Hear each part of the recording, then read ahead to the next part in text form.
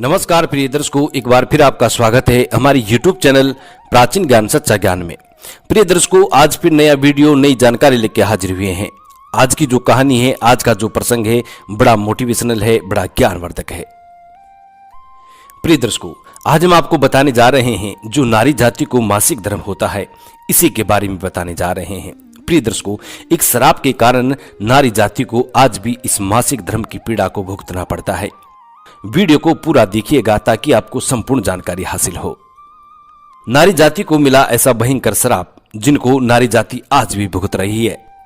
प्रिय दर्शकों, वीडियो शुरू करने से पहले जो लोग हमसे नए जुड़े हैं वो हमारे चैनल को सब्सक्राइब करें, बेल आइकन ऑन करें, अच्छे कमेंट किया करें ताकि हर आने वाले वीडियो का नोटिफिकेशन सबसे पहले आपको मिले और प्रिय दर्शकों आप उसका फायदा उठा सकें। शुरू करते हैं प्रिय दर्शकों आज की ये प्यारी सी कहानी, ये प्यारा सा प्रसंग।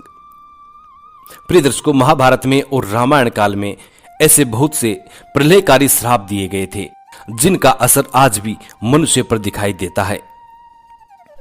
और प्रिय दर्शकों, ऐसे ही कुछ श्राप नारी जाति को भी दिए गए थे जिनका असर आज कलयुग में भी नारी जाति पर दिखाई देता है। प्रिय दर्शकों, आज हम आपको बताने जा रहे हैं नारी जाति को भयंकर और पीड़ादायक जो श्राप मिला हुआ है। हर महीने मासिक धर्म जो नारी जाति को होता है, ये बड़ा पीड़ादायक होता है। प्रिय दर्शकों, इसी के बारे में आज आपको संपूर्ण जानकारी मिलने वाली है कि नारी जाति को ये मासिक धर्म जैसी पीड़ा क्यों मिली है। ऐसा कौन सा कारण है जिनके कारण नारी जाति को इतना कष्टदायक श्राप मिला है और जिसको आज भी नारी जाति भुगत रही है।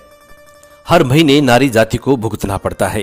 प्रिय दर्शकों, वीडियो को पूरा देखें ताकि आपको संपूर्ण जानकारी हासिल हो।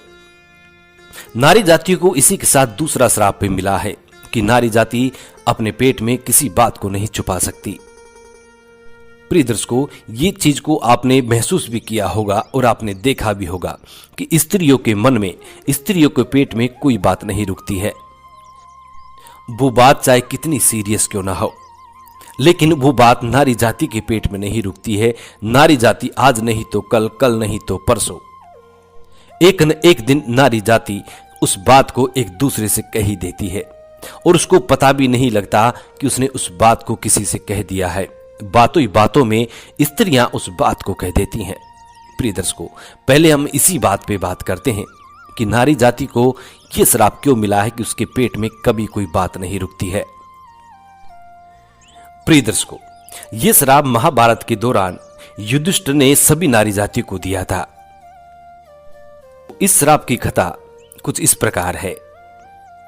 जब अर्जुन ने महाभारत के युद्ध में अंगराज कर्ण का वध कर दिया था, अंगराज कर्ण का वध होने के बाद माता कुंती ने कर्ण की मृत्यु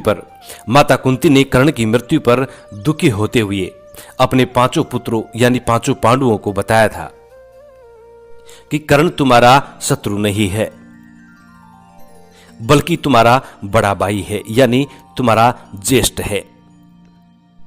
और प्रिय दर्शकों, माता कुंती ने पांचों पांडवों को कर्ण की जन्म की कथा भी सुनाई थी कि किस तरीके से माता कुंती ने कर्ण को जन्म दिया था और अपने कुंवारेपन में भूलवश सूर्य का बीज मंत्र का जाप करके और सूर्य को प्रसन्न किया और सूर्य को आने तक मजबूर कर दिया। सूर्य को मजबूर करके अपने पास बुलाया और उनके तप से कर्ण का जन्म हुआ था। और प्रिय दर्शकों, ऐसी मजबूरी में आकर कर्ण को पानी में बहा दिया गया था। जब इस सत्य को सभी पांडवों ने जाना, उनको पता चला, तो पांचों पांडवों को बहुत ज्यादा दुख हुआ और धर्मराज युधिष्ठिर इस बात को जानकर बहुत क्रोधित हुए और युधिष्ठिर अपनी माता कुंती पर क्रोध करते हुए बोले कि मैया, आपने हमसे कैसा अनर्थ करवा दिया है। अगर आपने हमें यह भेद पहले बता दिया होता तो हम कभी भी अपने ज्येष्ठ भ्राता से युद्ध नहीं करते। और धर्मराज युधिष्ठिर अपनी माता पे क्रोधित करते हुए समस्त नारी जाति को एक श्राप दे दिया कि आज के बाद नारी जाति के मुख में, नारी जाति के पेट में कभी भी कोई बात नहीं छुपेगी। नारी जाति को भयंकर से भयंकर भी बात बता दी जाए तो उसको भी वो उगल देगी। इस तरीके का श्राप युधिष्ठिर ने नारी जाति को दिया था। प्रिय दर्शकों, उसके बाद आज तक नारी जाति अपने पेट में किसी बात को नहीं छुपा सकी, चाहे वो बात विनाशकारी क्यों ना हो, लेकिन फिर भी नारी जाति उस बात को अपने पेट में नहीं छुपा पाती है। प्रिय दर्शकों, अब आता है दूसरा श्राप। नारी जाति को भोगनी होगी मासिक धर्म की पीड़ा। प्रिय दर्शकों, महिलाओं को हर महीने में 5 दिन का मासिक धर्म होता है और इससे उन्हें बहुत ज्यादा पीड़ा भी होती है। ये पीड़ा भी नारी जाति को एक श्राप के रूप में मिली हुई है। प्रिय दर्शकों, भागवत पुराण के अनुसार इस श्राप की कथा कुछ इस प्रकार है। प्रिय दर्शकों, एक बार देवताओं के गुरु बृहस्पति देवराज इंद्र से क्रोधित हो गए थे और इसी का लाभ उठाकर असुरों ने स्वर्ग पर आक्रमण कर दिया और इंद्र को अपना स्वर्ग छोड़कर भागना पड़ा। तभी इस समस्या का समाधान करते हुए ब्रह्मा जी ने देवराज इंद्र से कहा कि तुम्हें किसी ब्रह्म ज्ञानी की सेवा करनी चाहिए जिससे तुम्हारा स्वर्ग तुम्हें वापस मिल सके। ब्रह्मा जी की आज्ञा का पालन करने के लिए देवराज इंद्र ने एक ब्रह्म ज्ञानी की सेवा करना शुरू कर दी थी, लेकिन इस बात से इंद्रदेव बिल्कुल अनजान थे कि जिस ब्रह्म ज्ञानी की वो पूजा कर रहे हैं, जिस ब्रह्म ज्ञानी की वो सेवा कर रहे हैं, उनकी माता एक असुर थी। उस ब्रह्म ज्ञानी की माता के दिल में हमेशा असुरों के लिए हमदर्दी होती थी और देवताओं से बड़ी नफरत किया करती थी। प्रिय दर्शकों, देवताओं की तमाम सामग्री, जो भी पूजा पाठ की देवताओं की जो सामग्री थी, वो सभी सामग्री असुरों को समर्पित हो रही थी, असुरों के पास जा रही थी। प्रिय दर्शकों, जब देवराज इंद्र को इस बात का ज्ञान हुआ तो वो क्रोध में आ गए और क्रोध में आकर उस ब्रह्म ज्ञानी की हत्या कर दी जिसकी वो सेवा कर रहे थे। और प्रिय दर्शकों, इसी की वजह से देवराज इंद्र पर ब्रह्म हत्या का पाप चढ़ गया, जो कि एक असुर के रूप में देवराज इंद्र के पीछे पड़ गया था। प्रिय दर्शकों, इस पाप के असुर से, प्रिय दर्शकों, अब इस पाप के असुर से छुटकारा पाने के लिए देवराज इंद्र ने अपने आप को एक फूल के अंदर छुपा लिया था और प्रिय दर्शकों 1 लाख वर्ष तक श्री हरि विष्णु की तपस्या की। और प्रिय दर्शकों 1 लाख वर्ष तक देवराज इंद्र ने भगवान विष्णु की तपस्या की थी। तब भगवान विष्णु ने खुश होकर के देवराज इंद्र को उस असुर से बचाया था और श्री हरि विष्णु ने देवराज इंद्र को इस पाप से छुटकारा पाने के कुछ उपाय बताए थे। तब देवराज इंद्र से श्री हरि विष्णु ने कहा कि इस पाप को आपको 4 भागों में बांटना होगा। इस पाप के अंश को आपको 4 भागों में बांटना होगा।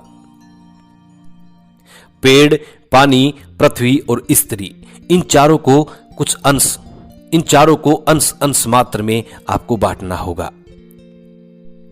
तब देवराज इंद्र ने इन चारों को बुलाकर इनसे रिक्वेस्ट की।